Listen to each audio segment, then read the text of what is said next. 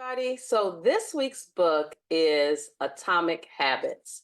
When I tell you that when I started reading the physical book, I realized that I needed to get the audio book simply because I needed to hear it, I needed to read it, but I also needed to take lots of notes.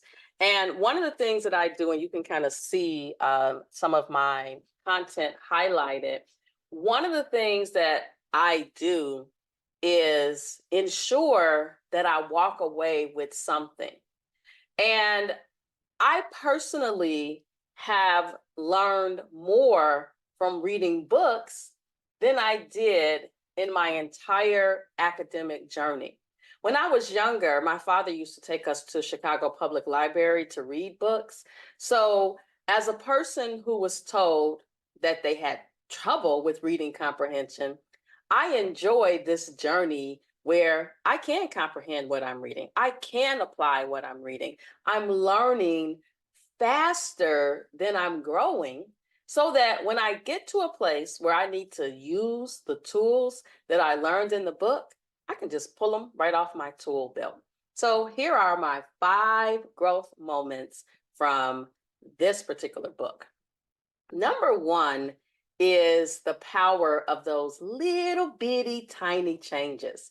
In the book, Mr. Clear talks about the fact that small incremental changes can lead to significant outcomes. Let me just give an example. He says if you grow 1% per day, every day of the year, that's 365% growth.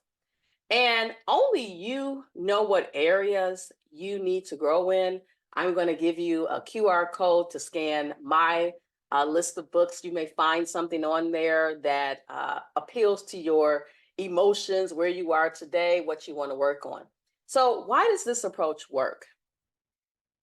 Big goals sometimes intimidate people. And so when you focus on these tiny, manageable changes, you can see that progress more immediately as opposed to long term, and you won't feel overwhelmed. Number two, identity based habits. So this is about shifting your focus from what you want to achieve to who you wish to become. So instead of what you want to achieve, who you wish to become. So, for example, let's say you say, I want to be a reader. And so just reading for 1% of your day times 365 days, you're going to probably get through, different books and move on to other books. Well, what happens is by prioritizing who you are becoming, every action becomes, a step in the direction of where you want to go. This builds, internal motivation, and it aligns your habits with your self perception. Sometimes we look at ourselves in the mirror and we're just like, I don't like you, right? Stop doing that. Tell yourself, I like you. I'm proud of you, even if nobody else tells you that. All right, number three, the 2-minute rule. If you are, and my aunt Phyllis and I talk about this all the time, she's like, I don't know, um, our family has this behavior that I don't tend to have, and it's about procrastination. And you can overcome procrastination by just making new habits as simple and easy as possible. Are you noticing the thing? Small changes, small habits. And so in the book, you got to get your copy of the book. Mr. Clear introduces the 2-minute rule where you take a big activity and you condense it into 2 minutes. So for example, I read another book that I'll talk to you about in a couple of weeks. So let's say you're struggling, let me just raise my hand, sometimes to go and exercise. And so a strategy is just get on the treadmill for 1 minute. Just go outside your house and walk to the end of the block. Do that every day, and you'll see that mentally you'll say, oh, I went to the first block, I can make it to the second block. Or I did 1 minute on the treadmill. And now I could do 5 minutes, I can do 30 minutes. My dietitian wants me to do 300 minutes a week. And I used to be able to do that, and I fell off. And I am currently on the journey to consistently exercise because I want to be around for a long time to share these tips and tricks with you all. All right, number 4, let me wrap this up because this is not supposed to be a big full presentation. I just want to share with you some of the things that I got from the book. All right, so habit stacking. Habit stacking is where you try a new habit to an existing one. And what Mr. Clear says, when you pair a new behavior with something that you habitually do, you establish a routine. So, for example, after reading some other books, I'll have to tell you about those in the coming weeks. One of the things I started doing was this morning routine. And this book in particular, which I'll come to you in a few weeks about it, and I'll just give you a little hint. The author introduces this module or this process called the Savers Method. And I actually currently am on day 20 of this Savers Method. And basically, what the author challenges us to do is to try these new habits, right? 1 minute a day. And what I've done is I've merged them into something else that I'm already doing. So, for example, meditating right after I pour my cup of tea in the morning, because I know I'm going to have my cup of tea, right? And so if I get my tea made up, put it on the counter, and then I meditate, I can clear my mind.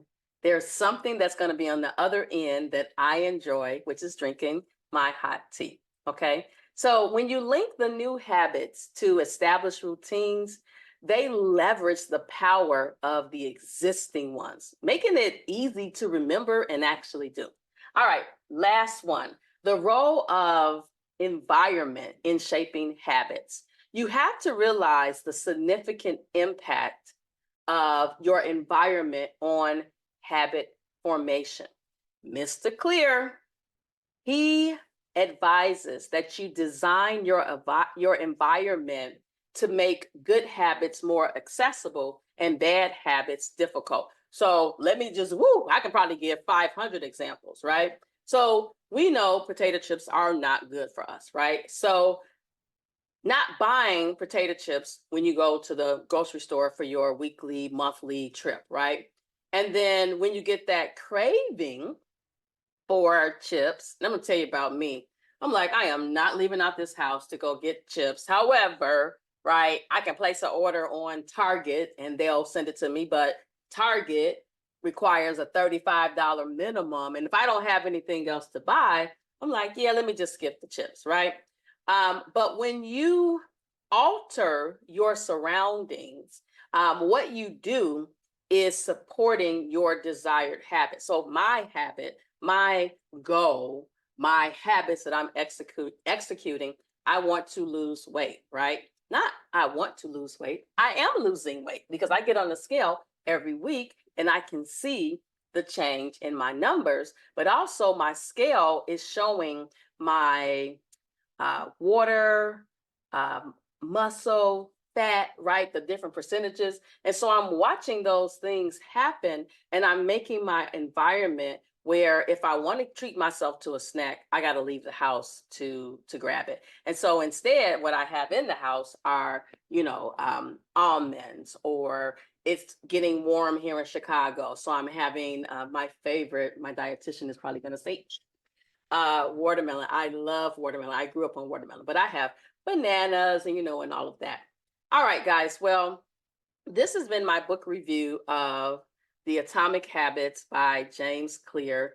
I have probably 400 books that I could share information with you. Those books are behind me. And so keep tuning in every Tuesday to more book reviews with Dr. Lisa L. Campbell. Bye bye.